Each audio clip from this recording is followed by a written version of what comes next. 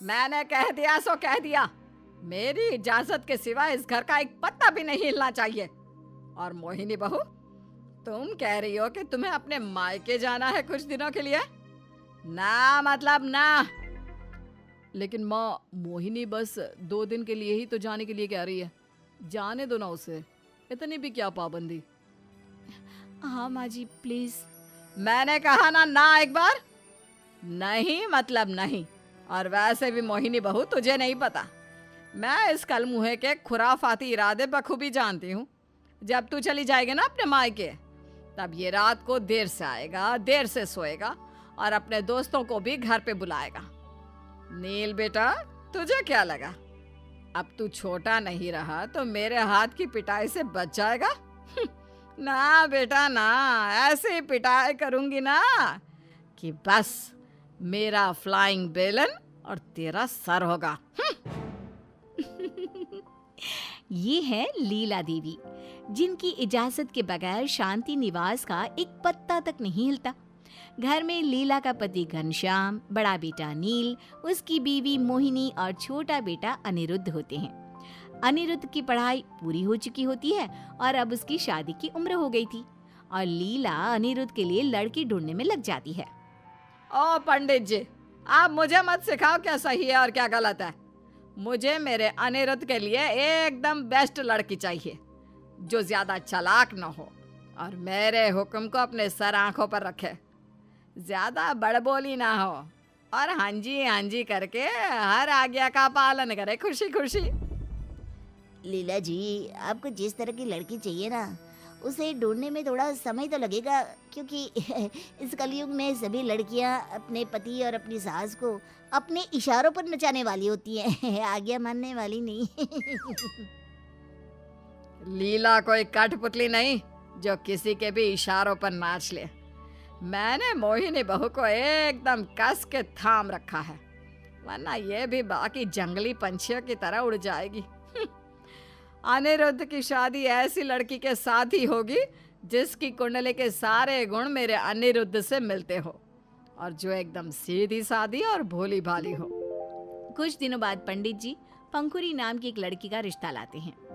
रिश्ता पक्का करते समय तो पंखुरी एकदम सीधे सादे तरीके से पेश आती है, लेकिन शादी होने के बाद पंखुरी पूरी की पूरी टेढ़ी निकली। जिस लीला से कुछ कहने से पहले जहां सब लोग 100 बार सोचते हैं, उसी से पंखुरी टेढ़े तरीके से ही बात करती है। पंखुरी बहू, आ बहू, जरा मेरे घुटनों की मालिश कर दो, और हाँ, मालिश करने से पहले बढ़िया सी गर्मा गर्म चाय बना देना। मतलब तू मालिश करती जाएगी और मैं मजे से चाय पीती रहूंगी। नहीं माँ जी, मैं आपकी गुलाम नहीं हूँ।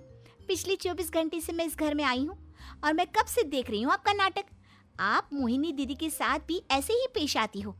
बहुए क्या, आप तो इस घर में किसी को भी नहीं छोड़ती। सॉरी, लेकिन मैं इन सब की जैसी नहीं हूँ। क्या तेरी इतनी मजाल जो तू मुझसे जुबान लड़ाएगी? हैं? बदतमीज बेवकूफ लड़की। आया अनिरुद्ध, अपनी नई नवेली बीवी को समझा कर रख। नहीं है इसलिए बख्श रही हूँ, लेकिन इसे समझा देना कि इस घर में किसकी कितनी चल सकती है। अगर ये ऐसा ही बर्ताव करती रही तो मैं उसके लिए यह ससुराल एक कैद खाना बना दूंगी। लीला, ये तुम क्या बोल रही हो?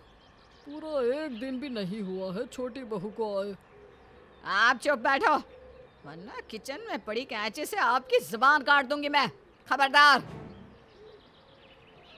आप ये जो अपना राज चला रही हो ना, ये मैं ज्यादा दिन तक टिकने नहीं दूंगी। अच्छा हुआ जो पहले दिन ही आपका असली चेहरा देख लिया मैंने। पंखुरी अपने कमरे में चली जाती है। लीला अनिरुद्ध से कहती है, अनिरुद्ध, उसे अपनी भाषा में समझा दे। गजब है, रिश्ता पक्का करते समय तो मौन व्रत धारण कर लिया था इसने।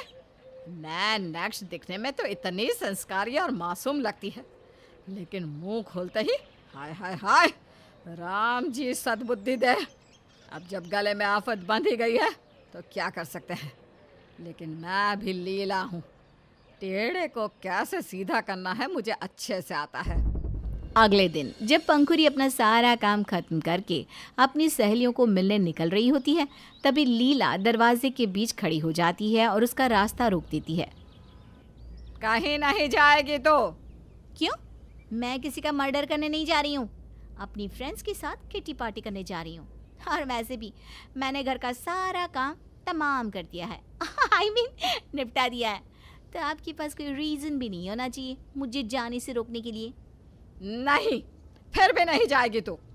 इस घर में कौन कब कहाँ कितनी देर क्यों कैसे जाता है, सब मेरी इच्छा पर निर्भर है। मैं तय करूंगी। और अभी मेरा ये फैसला है कि तू घर में बैठकर मसाले कूटे और शाम के नाश्ते के लिए पकौड़े बनाए। What? नहीं, मैं ये सब नहीं करूँगी।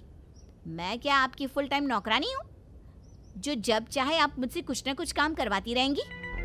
पंखुरी अपने कमरे में चली जाती है और खिड़की में से बाहर निकलकर वहां से रफू चक्कर हो जाती है। थोड़ी देर बाद, पंखुरी बहू, पंखुरी बहू, कमरे में ही रहना है या बाहर आकर अपनी सास की सेवा भी करनी है? तभी वहां मोहिनी आती है और कहती है, माँ जी, पंखुरी तो अपने कमरे में नहीं है और मैंने उसे बाहर जाते हुए देखा था रसोई में से। क्या? इसका मतलब वो अपने कमरे की खिड़की से भाग गई? आने दो अब उसे, आज उसकी खैर नहीं। पंखुरी जब घूम फिर कर घर लौटती है, तभी लीला झाड़ू लेके दरवाजे पे खड़ी हो जाती है। मना किया था ना जाने से तुझे, क्यों गई फिर तो? देखिए माँ जी, आप मुझसे पंगा मत लीजिए वरना आपको बहुत महंगा पड़ेगा। माँ जाने दो ना। नहीं, मैं नहीं जाने दूंगी। अरे मेरी बहू सज धज के घूमने फिरने जाती है और मैं उससे सवाल भी ना करूं? सॉरी टू से माँ जी, लेकिन आप सवाल नहीं करती, आप अत्याचार, नेतागिरी और हुक्म करती हो।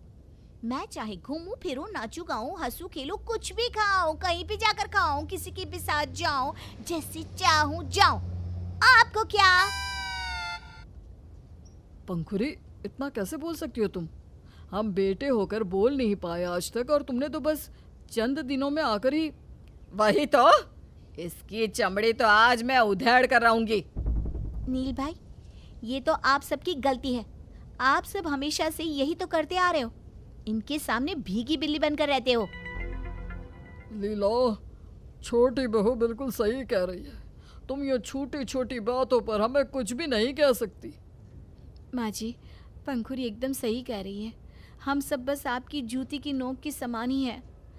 आपने इसी तरह हमें ट्रीट किया है। चुप, सब के सब चुप। तुम सबकी जुर्रत कैसे हुई मुझसे ऐसे बात करने की? अभी के अभी सब के सब मुझसे कान पकड़ के माफी मांगो। चलो, उठक बैठक भी करो, चलो। नहीं, कोई भी आपसे माफ़ी नहीं मांगेगा। मैं ये घर छोड़कर जा रही हूँ। मुझे ऐसे पिंजरे में रहना ही नहीं है। मुझे भी नहीं रहना। जहाँ पंखुरी वहाँ मैं भी नहीं रहूंगी इस घर में। मुझे भी नहीं रहना ऐसे कैद खाने में। अब सब जा रहे हैं तो मैं भी नहीं रहूँगा। एक बात कहूँ माँ, आपका प्यार ममता नहीं, कैद है। पंखुरी के साथ साथ सभी घर वाले अपना सूटकेस बांध कर तैयार हो जाते हैं और निकलने ही वाले होते हैं। और ये दृश्य देखकर लीला घबरा जाती है। और सब जब घर के बाहर जा रहे होते हैं तब, रुक जाओ, कोई नहीं जाएगा इस घर के बाहर। मुझे माफ कर दो सब, मैं आज के बाद ऐसे नहीं बर्ताव करूंगी। मैं सबसे प्यार से और खुशी से रहूंगी, लेकिन कोई मुझे छोड़कर मत जाओ। लीला सभी को फिर से घर में ले आती है और तब से वो सभी से प्यार और स्नेह से पेश आती है। एक दिन रसोई में खाना पकाते समय देवरानी जिठानी एक दूसरे से बात करते हुए, क्यों मोहिनी दीदी, लाया ना मैंने माँ जी को लाइन पर। सच में मान गई मैं तुम्हें, जो किसी के दबाव से ना दबे। ऐसी है मेरी दबंग देवरानी।